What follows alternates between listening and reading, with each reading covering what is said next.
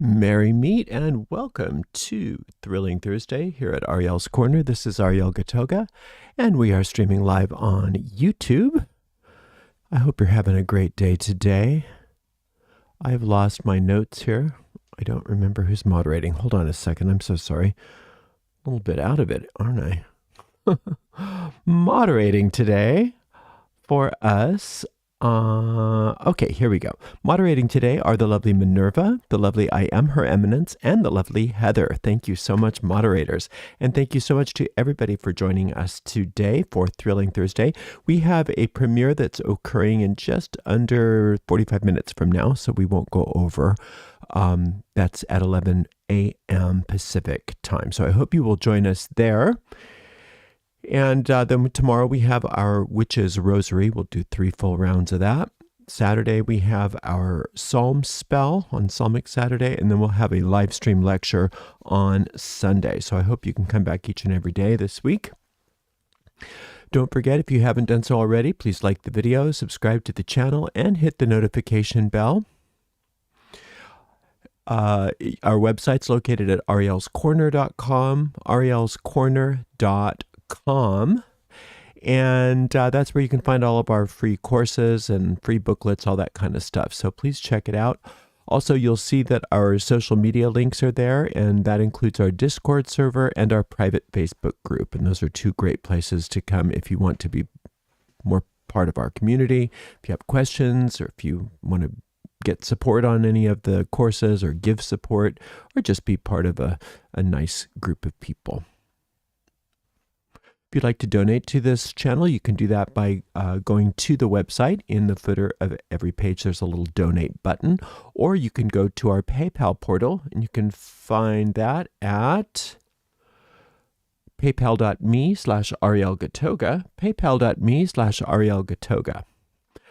You could also use a super sticker, super chat, or super thanks right here on YouTube if you'd like to give a donation right here. We do appreciate your support, and what we appreciate most of all is you. So thanks for being here, and let's get going. Oh, we are going to be, I'm not sure if I'm just going to do a one-time thing with a couple chapters. It depends on the kind of response I get. But if people want more of these, we can get through the whole document if you'd like. But that's a pretty stiff undertaking. I'm working on the Book of Enoch today. So the first 2 chapters are what we're going to go over if we have time.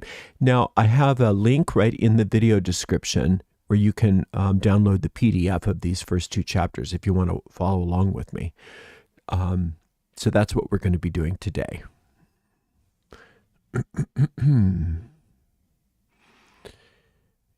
Let's see. Okay. Let's start off with a meditation. If you are in a place where it is safe and appropriate, please close your eyes and begin to take some nice, long, slow, deep, relaxing breaths in through your nose and out through your mouth. With every inhale, feel more light and peace entering your body and mind. With each exhale, let go of all the tension in your body and let go of anything in your mind that you do not want. Inhaling peace, exhaling as you let go. We picture ourselves on top of a beautiful mountain in the center of a circular grove of trees. In the center of our grove, a bonfire blazes forth and it lights us and the grove with a sacred golden light. We recognize that this is the light of perfect love and perfect trust, and it easily and efficiently burns away everything unlike itself, leaving us safe and serene. Into this sacred space, we invoke the presence of our Creator. To many of us, our Creator reveals themselves to be a mother and father, a goddess and God. Into this space, we also call upon our angels, our guides, and our teachers. We ask that we be guided as we walk upon the way, and we ask that we be helped to become happier, more wise, more peaceful, and more loving people. Blessed be. The Book of Enoch is an ancient Jewish text. It's a fascinating text, and it's been fascinating for quite a while. A lot of scholars, theologians, spiritual seekers, and magicians get much wisdom from this text. In tradition, it's linked to Enoch, Noah's great-grandfather, who walked with God.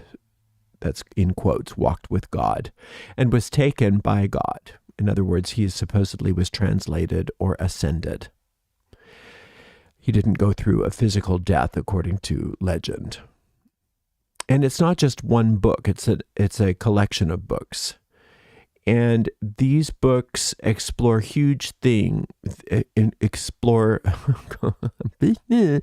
these books explore huge themes such as divine judgment, the origins of sin, the structure of the cosmos, the hierarchy of angels, the fallen angels, the Nephilim, and it offers a glimpse into the spiritual beliefs and practices of that Second Temple period, which was around 516 BCE.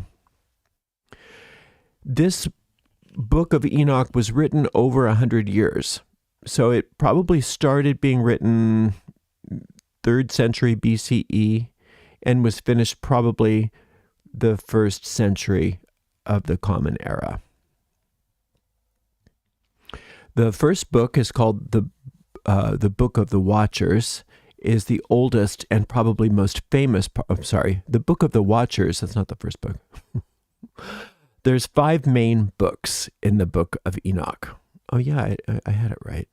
Sorry, my notes are really hard to read. Let me start that over. There are 5 main books in the Book of Enoch. There's the Book of Watchers, the Book of Parables, the Book of Dreams, the Epistle of Enoch. Yes, and it starts out with the Book of Enoch. So we're just gonna go over the very first book today, and we're going to try to get through 1 or 2 chapters.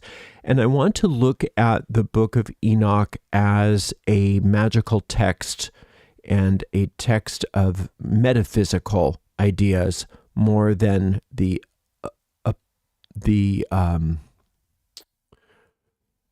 tends to be apocalyptic in nature. So we're not looking at it as a prediction or as speaking about actual events in history, but as spiritual themes and magical themes.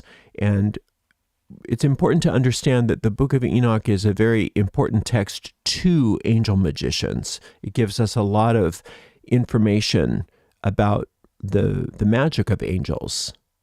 And it doesn't do it by like the way we do in our basic angel magic courses, where you do this and then you do that and then you write this talisman and then you do that. It's a lot of esoteric knowledge, and a lot of people many people in the Pauline arts study this text. Interestingly enough, a lot of the so-called Enochian magicians are not that familiar with the text. And my recommendation to those, if you're studying Enochian magic, is definitely to familiarize yourself with this text, not just the 14th century texts that were composed by John Dee, but also to move into the more ancient angel magic.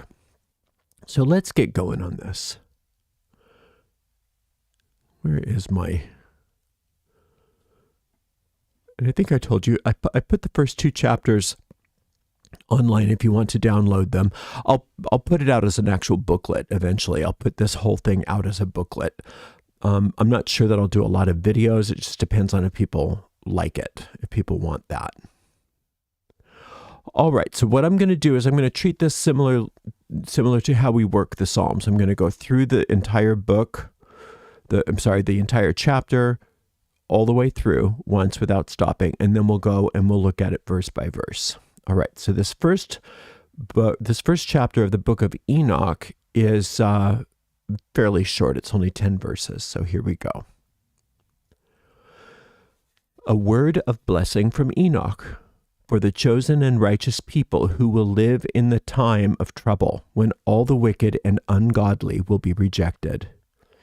Enoch, a righteous man who was with God, spoke with his eyes open as he saw Enoch, a righteous man who was with God, spoke with his eyes open as he saw a holy vision from the heavens. The angels showed me this vision. I heard everything from them and understood what I saw. This vision is not for this generation, but for a future one, for the sake of the chosen people. Because of them, I spoke with the one who will come from his home, the Holy and Mighty One, the God of the world. He will later step on Mount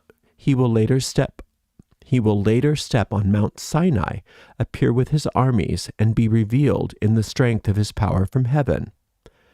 Everyone will be afraid, even the watchers will be terrified.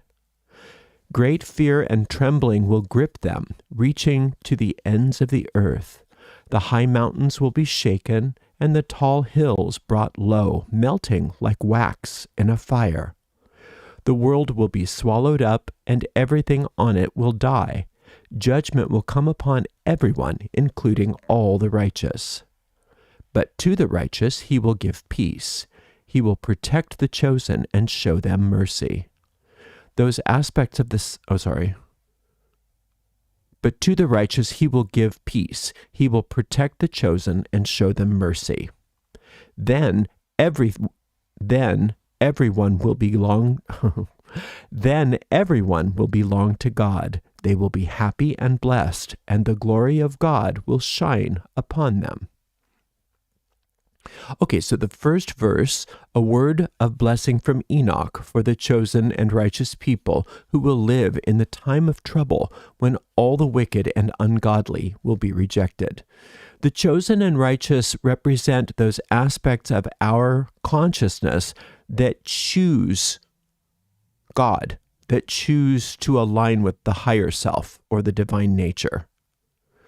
The time of trouble is the period of inner conflict during which the ego mind, also called the wicked in here, in this text, the ego mind, the time of trouble is the period of inner conflict during which the ego, which is called the wicked here, is recognized and released.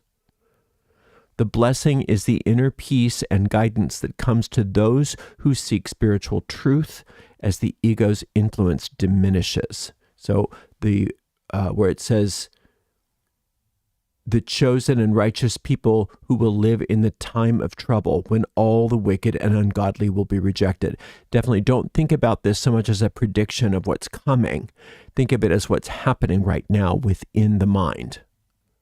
that sort of war that the ego always has against the spirit, and that the only way to defeat the ego is to disregard it, is to not fight it.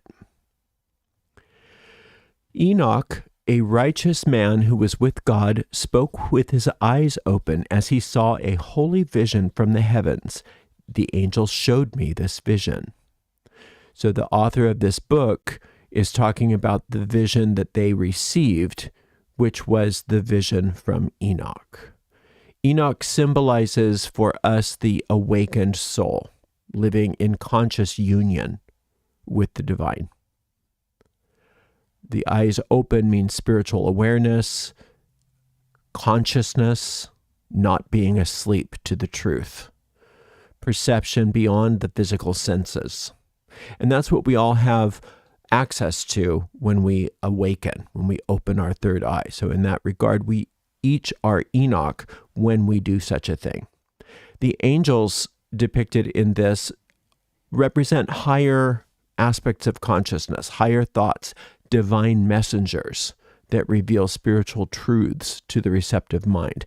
Not thinking about them so much anthropomorphically as named angels like we do in our systems of magic right now, but more in regards to the idea that the infinite's always sending help to us, and it's up to us to receive the help from the infinite. I heard everything from them and understood what I saw. This vision is not for this generation, but for a future one, for the sake of the chosen people. So all authentic spiritual understanding comes from inner revelation, inner knowing, intuition. So we learn from our inner guidance. This future generation is referring to a future state of consciousness in which the soul is ready to receive higher wisdom. So while you are still questioning what you're seeing, while you're still seeing and believing things with your eyes and believing the illusory nature of this world, you are not yet in that future state of being where you see things clearly.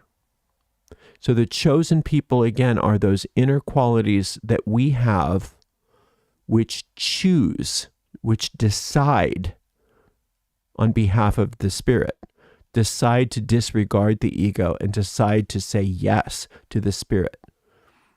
It's important that we understand that chosen people does not refer to individuals that the infinite chooses. It refers to the choices we make. Because of them, I spoke with the one who will come from his home, the Holy and Mighty One, the God of the world. The Holy and Mighty One is the divine presence within us, that divine spark, that I am. And in a Luciferian tradition, it's represented as Lucifer, the first light, the firstborn. But that's all a part of us. That's not a separate entity. That's a part of us. That's the part of us that can choose, that can make decisions, and now are choosing to become the chosen ones, that are choosing to become one with that perfection, with that wisdom. So speaking with God in this regard is communion with the higher self. And this is made possible by the soul's readiness. And the soul's readiness comes when we decide, when we make the choice that we are going to listen only to that inner voice and not to the voice of the ego. One voice cancels out the other voice. You can't listen to two voices at once. The mind can't serve two masters. So we are either listening to the voice of the ego or we're listening to the voice of the Spirit. And that's our choice. But when we choose to listen only to the voice of Spirit and to be vigilant in disregarding the voice of the ego, that's when we become the so-called chosen ones. He will later step on Mount Sinai, appear with his armies, and be revealed in the strengths of his power from heaven. Mount Sinai in this regard represents that high place of spiritual realization. This is where we see our own burning bush, we receive the name of God ourselves, we receive the truth. This is available to each and every person if they decide that that's what they want. The armies are the angelic host, and those are the forces of truth and divine order. And this revelation of power from heaven is the manifestation of spiritual authority and transformation that is the soul's birthright and destiny. So it's not about whether or not you will have this revelation, but when. And that's up to each and every one of us, is how long do we want to delay? Everyone will be afraid. Even the watchers will be terrified. So when the divine presence is fully realized, the ego is afraid because it knows it's not real, and it doesn't like that. It's a parasite that wants to stay alive at your expense, but it has no life force because it's not a real thing. So when the ego's afraid, that's when it attacks. That's when it becomes vicious. And we know this because we do this to ourselves over and over again. Anytime we are getting a sense of the truth, getting a sense of our spiritual oneness, we either get distracted so that we fall back asleep, or we get very upset. And so what we want instead is to recognize that that's just the death throes of the ego. And we don't want to be pulled into its terror. We don't want to be pulled into its fear, which it doesn't demonstrate usually as fear, but as attack. So when we confront our own limiting beliefs about who we are and why we're here and what the world really is and how powerful we really are, when we really look at that, the ego gets very upset and wants us to stop that. So that trembles, that ego will tremble as the old self dies. The watchers in this regard are aspects of the ego, not aspects of the divine. So the watchers are afraid. The watchers, it'll talk about the watchers later. The watchers are angelic beings, and some of them are continuing, according to legend, to do their job as far as watching over the well-being of creation, and some of them aren't. Some of them were tempted to become one with the ego mind. And so it's those watchers that are going to be afraid, the parts of us that know better, the parts of us that really do know who we are, but decide to fall asleep anyway, but decide that we want to engage with this idea of separation anyway. Those things are going to be afraid. And that kind of fear simply is the disillusion of the false self. Great fear and trembling will grip them, reaching to the ends of the earth. The high mountains will be shaken, the tall hills brought low, melting like wax in a fire. So the earth in this regard is the realm of material awareness, consciousness, the consciousness of that which is material, the mortal consciousness. Mountains and hills in this verse could represent, or do represent, in my estimation, pride and all of the other obstacles of the ego mind. And what the ego loves to do is keep us preoccupied with problems that it creates for us, which seem unsolvable. And those unsolvable problems are always mountains and hills. And some of those unsolvable problems are vexing, and some of them show up as addictions. Some of them show up as passions. Whatever it can do to attach us to the idea of separation is all that matters. But its job is to make it seem bigger than us. So the bigger than us are the mountains and the hills. And it's saying that during this awakening, those hills melt like wax. So all of our problems, all of our attachments, once we decide we no longer want them, disappear. And that's a testament to the unreality of the world that is projected by the ego mind, the illusory nature of the world. And then right here in the next verse, it says, the world will be swallowed up and everything on it will die. Judgment will come upon everyone, including all the righteous. And this is a good thing. This is something to celebrate, because the world is that illusory state, the screen of space that's been co-opted by the ego mind, dominated by the ego mind. And its so-called death is simply the end of our choice to identify with that. We no longer believe what we see with our physical eyes. We now only know the truth through our spiritual sight. So judgment in this regard is the infinite helping us in the process of discernment, sorting through what's real, what's false. What's real, what's false, what's real, what's false. And as we go through that sorting out process, that judgment, which we want, we keep everything that's real and we let go of everything that causes us pain. And that's when the world is swallowed up. The world as we understand it, the illusory world, disappears altogether. And what we're left with is the world that was created for us. But to the righteous he will give peace. He will protect the chosen and show them mercy. The righteous is the real. The righteous is us in our right mind. So the only thing that's destroyed is that which doesn't exist. The only thing that goes away is the illusion, is the nightmare. As you wake up from the nightmare, you wake up into consciousness, your nightmare is destroyed as it stops happening. And that's exactly what we're talking about here.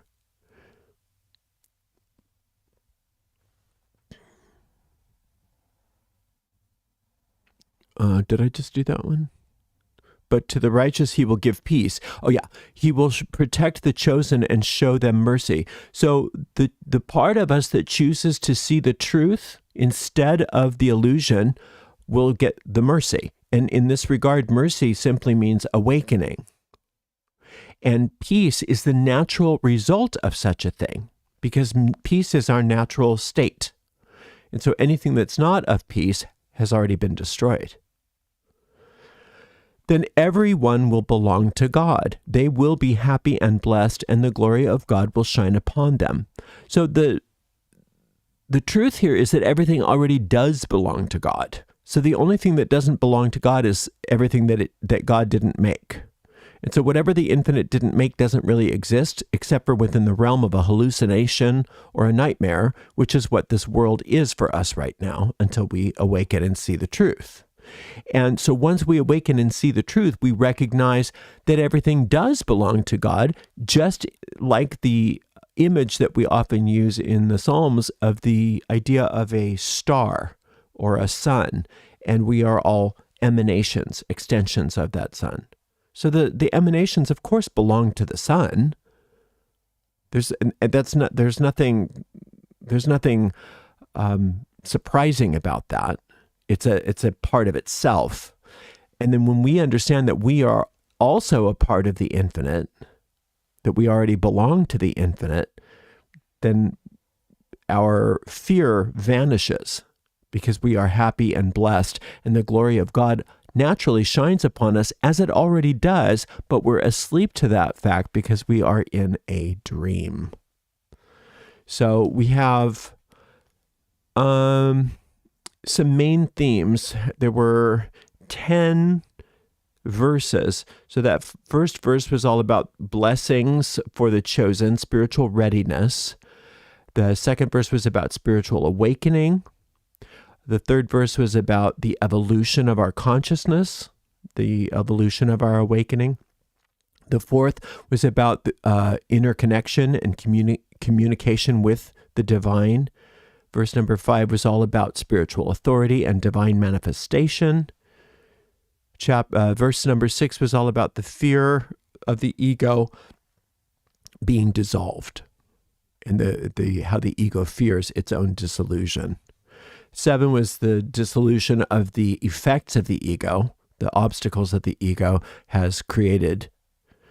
And then the 8th verse was all about the end of the ego altogether through that divine judgment where we are choosing along with the infinite what is real and what is not real. Verse number 9 was all about the divine grace and peace that we realize. And number 10 was all about the unity, understanding and recognizing our unity, and that the idea that separation is an illusion. I'm not sure if we have enough time for the second chapter. Let me see how many verses are in here. Ooh, 17 verses. I guess we could start it. Or maybe I'll wait on this one. Maybe I'll wait on this and we'll do this one at another time, because I want to give it a fair shake. So anyway, that is the first chapter of the first book of the Book of Enoch. And if that's something that you're interested in, I am going to be publishing it as a book. I'm not sure that I'll be publishing all of my thoughts, maybe summaries of my thoughts about it. But if this is something that you're interested in, let me know, and I'm happy to make more videos like this. But if this is something that only a few people like, I may not go to all of the trouble if it's not that interesting to everybody. But I find the Book of Enoch just very, very important, especially in regards to the work we do with the Pauline arts and understanding some of the magical theory behind a lot of angel magic. And it gets pretty juicy. It gets pretty dramatic. All right, let's see if we have any questions, and then we'll get our stream ended here. We do not. Okay, well, thank you so much for spending some time with me today. And thank you so much to the amazing moderators. Today we had the lovely Minerva, the lovely I Am Her Eminence, and the lovely Heather. And we will be having our premiere in just over 10 minutes, and then back tomorrow for our Witch's Rosary. So thank you so much for joining us today, and we'll see you real soon. Until next time, blessed be.